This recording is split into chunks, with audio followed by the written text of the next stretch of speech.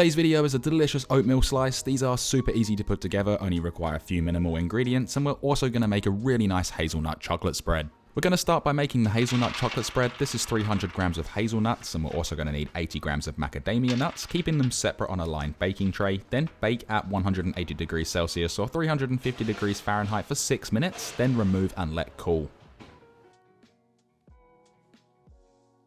Now, whilst our nuts are cooling, we can get out 3 bananas, peel them and then just place them into a large mixing bowl. Then use a potato masher, a fork, or even your hands and just break these up. They don't have to be super fine, it is actually better if there's a few little chunks for extra texture.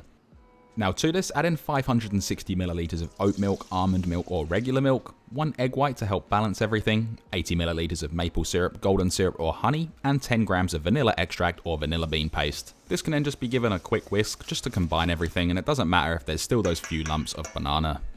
Add in 320 grams of rolled oats, 3.5 grams of ground cinnamon, 0.5 grams of ground nutmeg, 6 grams of baking powder, 180 grams of frozen or fresh blueberries, and 6 grams of tapioca flour, as well as a pinch of sea salt flakes. Then just give this all a really good mix just for everything to be combined. Let's then grease up a large baking dish with some spray oil, coconut oil, or even butter.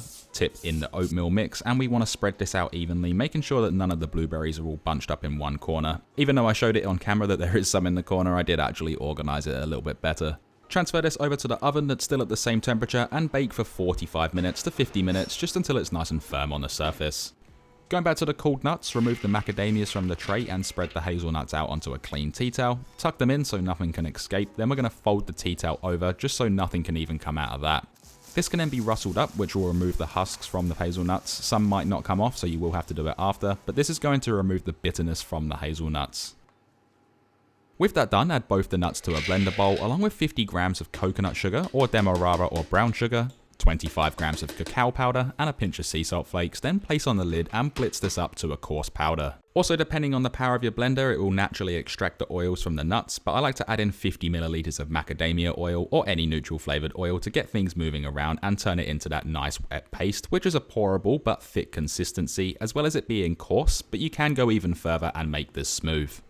This can then be poured into a glass jar or any clean container you have, and this recipe does make more than necessary, but it is always good to have some of this on hand. It is really delicious, and you can pretty much use it on anything.